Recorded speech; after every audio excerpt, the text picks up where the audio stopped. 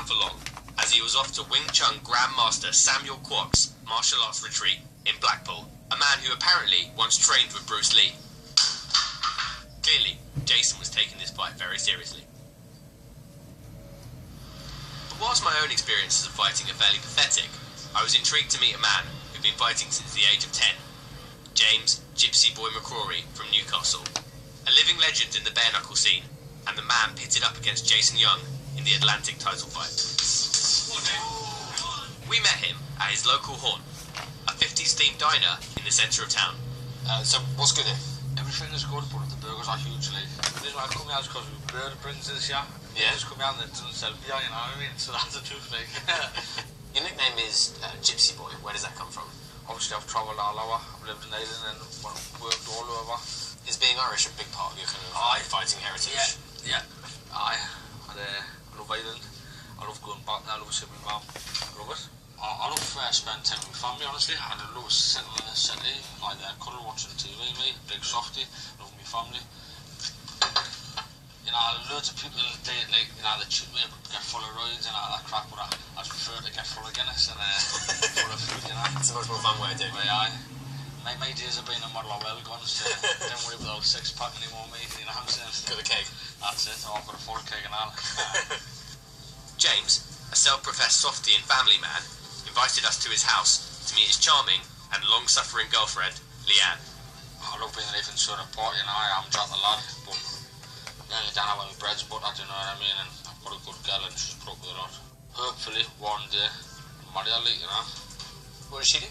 Drives me fucking bonkers, you know. Are it toots? Sorry, lads. Yeah. Hey, how's it going? How's life? Just want a cup of? No, actually, I'm fine. Mediums are very, very different. Like, you couldn't get two people more different in regards to what we're like, how we've lived our lives, choices we've made. How do you feel about him being considered like a legend? I find it funny because it's James. It's fan mail now, which is quite funny. Person you see on like fights on YouTube, that's not him. Like, I know it is, but that's not the person I know. I don't like it, to be honest with you. When you come back from the Dave Radcliffe fight, his face was really bad. There was blood on my pillow. Like, I cleaned him the next morning. That's what she's not bothered about. Try to wash the duvet twice. There was blood all over the face. Like, it was just awful. It's not just about him having a fight, it's the effect that it can have on us in regards as a couple. Build up in a certain fight, it's like a time bomb. Last summer I had a bit of a bad time and I thought, you know, this is not working. I'm away. But I've never seen anybody fight as much as what he did to get me back.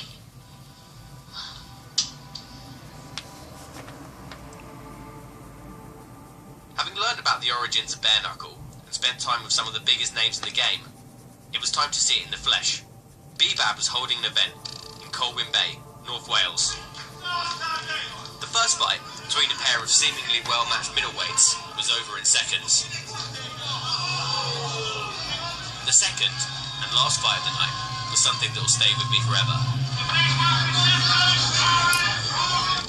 Seth Jones, a 46-year-old local solicitor and lunatic known as the Bangor Hammer, took on a man 20 years younger than himself, only to go the distance in a fight that was as controversial as it was thrilling.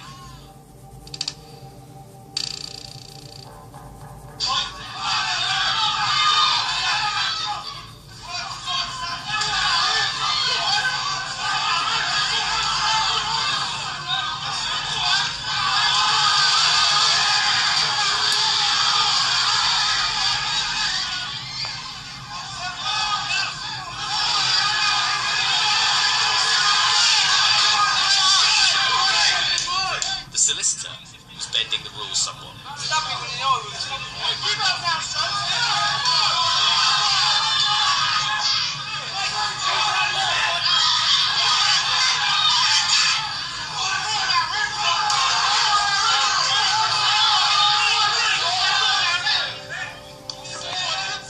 After what seemed like hours, they called it a draw. seemed odd to see so much blood in what was supposedly a stalemate, but I couldn't call a winner either. Seth seemed like he'd taken more abuse, but Aaron looked exhausted. It was my first fight. I put myself forwards for it when I saw it on the internet for a 13-stone fighter. How does it feel fighting someone who's 20 years older than you? Don't really matter. I've had street fights with older people since I've been young, you know what I mean? Used to get in trouble fighting and all that lot. Do you think it'll make you a more peaceful person? Yeah, I'm peaceful anyway. But you also get in a lot of street fights. How does that kind of I work used to out? get in street fights when I was younger because I used to hang around with the wrong crowd. My gentleman was going a bit too much. Now I know how it feels, I can control it a little bit more, I think, in my next fight. I couldn't see out of my left eye, I got poked in it. But I think, yeah, it's a good result from both of us. I'm chuffed with it. And how do you feel right now? Buzzing. Do you think you'll feel worse tomorrow morning? You know what I mean? I've had worse than this. Yeah. Yeah. How does it feel fighting guys who are, considerably younger than you? Half my age. Half your age? That's just the nature of bare knuckle boxing. You know, I fought guys older than myself. I don't mind fighting younger guys. I just like fighting. Do you fight in the streets? No, them days. I used to have a lot of fights when I was younger, built up a bit of a reputation in the area, but it was a huge mistake in my life. Being a bit of a thug to being a bit of a drug smuggler to going to prison, and then I realised, you know, this is not the life, and so I decided to go back to school and studied law. In the time I'd spent in the world of bare knuckle so far, I began to realise that the sport had a kind of gravitational pull for lost souls. Many of the guys we'd spoken to seemed to be people who'd made bad decisions in life, and perhaps in bare knuckle they'd found a way to utilise their talents, which happened to lay in a realm that normal society finds barbaric. However, I wondered if organised violence was a cure or a symptom for angry young men. James Lambert.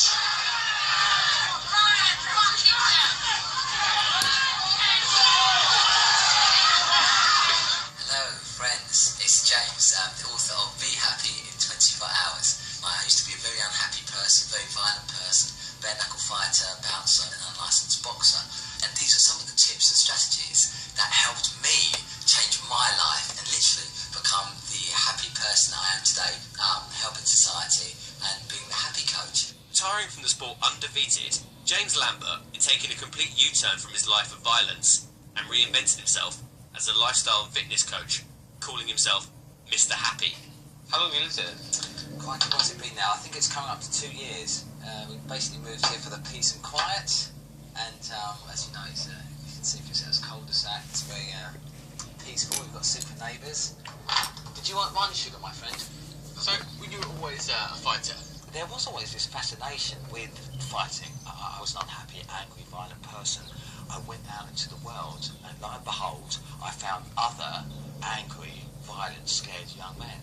You know, somebody would catch my eye, I would catch theirs, and a fight would ensue. It was that ridiculous. Can you remember your first bare knuckle fight? Of course, mixed emotions even to this day because I was terrified. I used fear as a form of energy, transmuted that into positive energy that drove me into my victories. But again, I found it very empty. When I got home, I was still left with my problems, not just outside, but in my mind. So the fight did nothing to make me happy. And did you know other fighters who felt similarly? Well, you see, this is the thing, it's never spoken about. Certainly not within that world where emotion is immediately and very directly equated with weakness.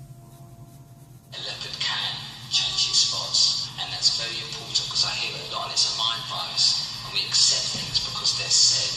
They're not always true. We have to examine this. So when you may be a parent and your son or daughter could be going through difficulties, never give up on them. Never give up on them. Your brother, your son, your friend could be an alcoholic, a drug addict. Never give up on them. People have the power to change inherently in them. I've done it myself.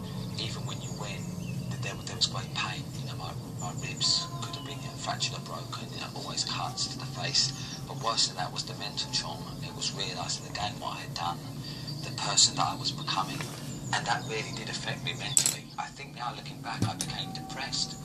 I suppose there were thoughts of self-harm, maybe thoughts of actually, you know, if this is it, I don't actually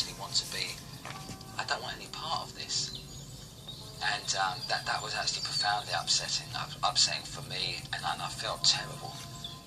So that was actually a pretty low evening, and I'd like to say it was the last, but that did happen a lot.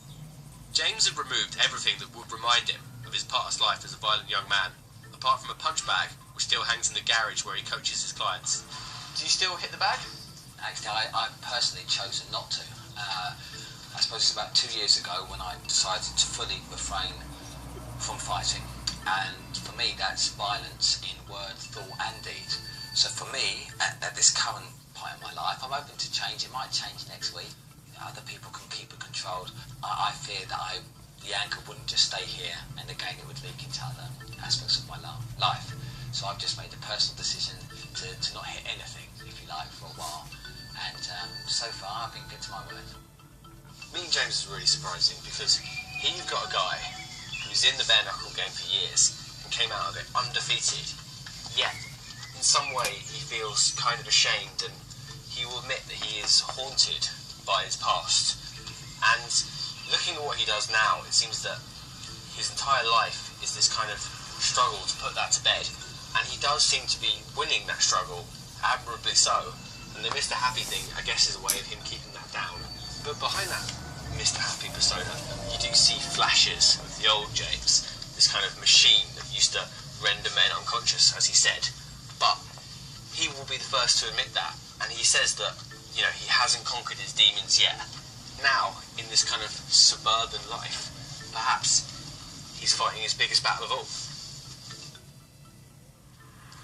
The first UK versus US bare knuckle fight in over 150 years is just days away. So we've come back to Newcastle to see James McCrory, who's in the middle of his training preparations. Get in, weights down. Like all your opponents, you've got to give them a chance at the start, you know what I mean? So when you're coming out, are there any kind of routines? Newcastle means a lot to us, and Ireland does, and we wear Newcastle top and the Irish shorts. Bastard. Where would you like to see the sport go? Maybe 10-15 years time, it'll be hitting big arenas, but I'll be, maybe, I may not. If the money comes good, but after myself, I might still be fighting in 15 years time. It's all about the pressure, It's all about the pressure, boys. Thrive under pressure. Woo! Can you explain to me what it's like in the pit? It's only like 3 beers are here, 5 this way, 3 beers here this way. You take 2 steps, into the centre, and then you're there, I'd be like faking with a job or moving my hand about, you know what I mean? If you like establish your job, it's a good thing, you know what I mean?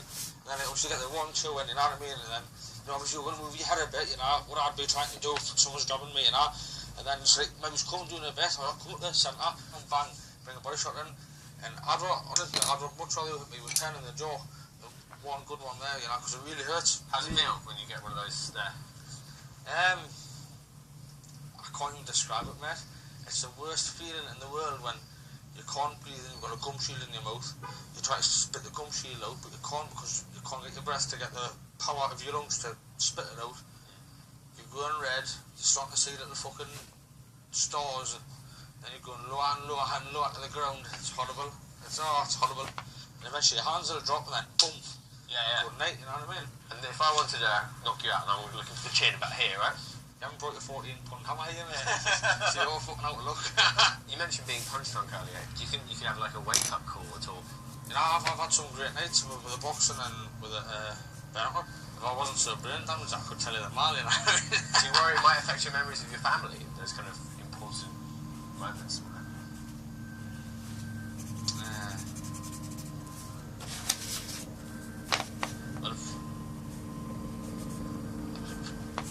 Probably already has, I mean, I can remember the day that my dad died. I can remember every single second of it, but I can't remember much. Otherwise, could get hit by a bus, and wouldn't have any memories at all, so it's just a little shit where I'm taking it. So I had tattoos on the back, Crowley is a Catholic cross with a shamrock there for my dad, I'm gonna be scared now, and just go through.